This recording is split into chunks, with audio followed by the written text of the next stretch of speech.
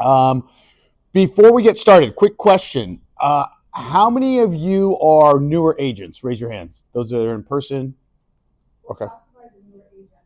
Newer agent, I would say somebody that's been in the business for less than 2 years, 3 years. Okay.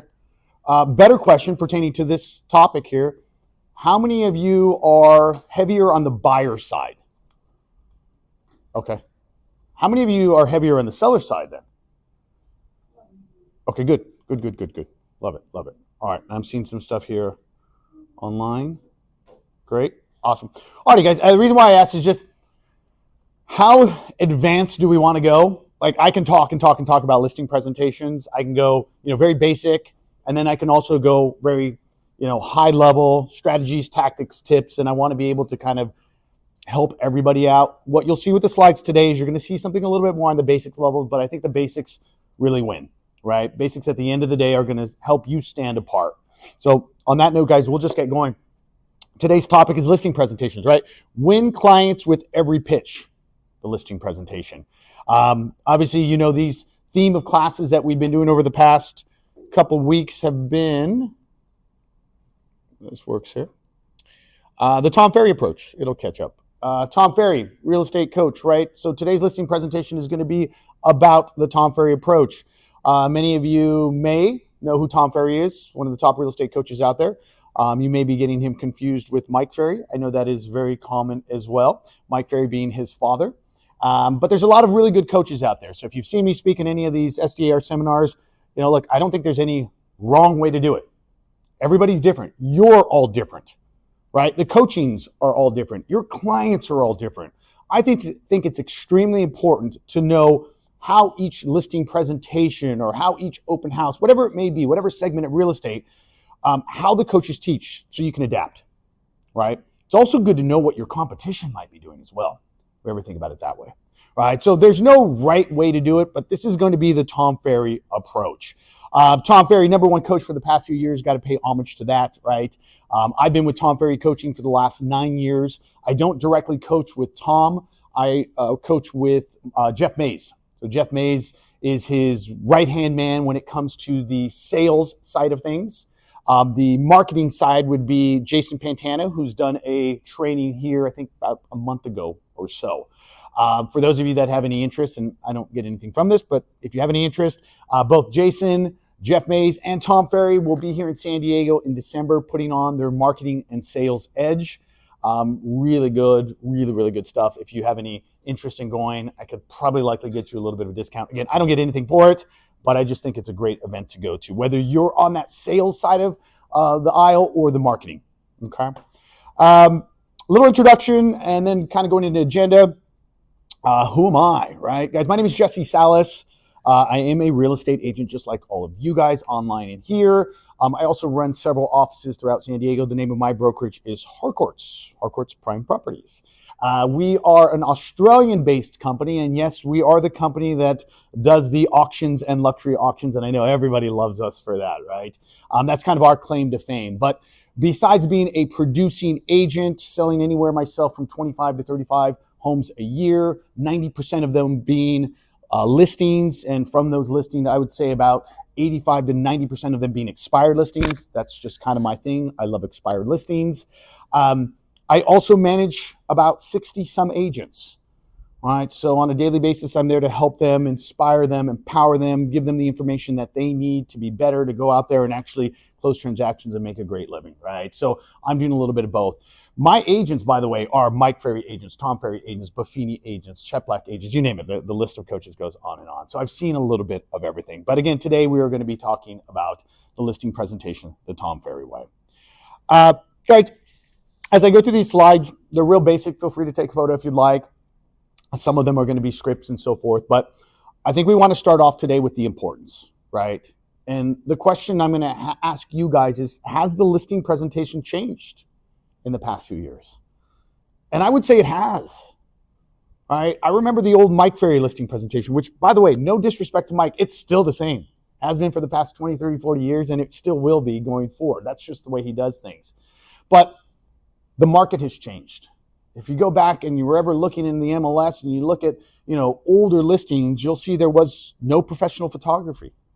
You look at some of those photos, you might say, oh, really? That's what you had up? Right?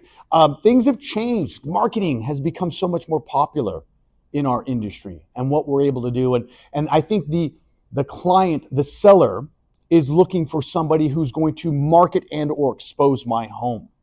So one of the things that you'll find with the Tom Ferry approach is he's very heavy on marketing. If you're familiar with the Mike Ferry approach, so Tom's heavy on marketing, Mike Ferry's very heavy on pricing. They're both extremely important. But what's important to your client, right? Do you know what your client is looking for in an agent before you get there at the listing presentation, right? So the importance of the listing presentation right now is to know that what has changed, what's working, what's not working, what is your client looking for, and what can you provide, okay? I think the basics, always start with the basics. Having a listing presentation, guys, by the way, if you have something that you can spit off that is structured, you're better than, I'm going to say, 70% of the agents that are out there.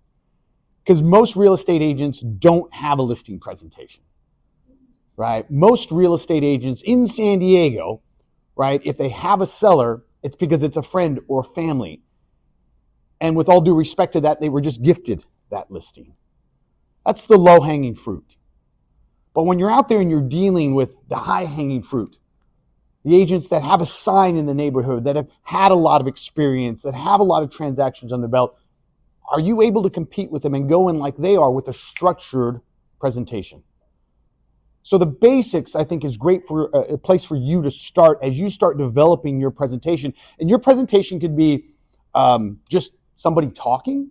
It could have slides. You can have a book, you can have an iPad. I've seen all different types. I don't think there's a wrong way for that. It's whatever you feel comfortable, but there should be something, and it should be repeatable, right? You should be able to recite your listing presentation verbatim from beginning to end and not have it vary too far, okay?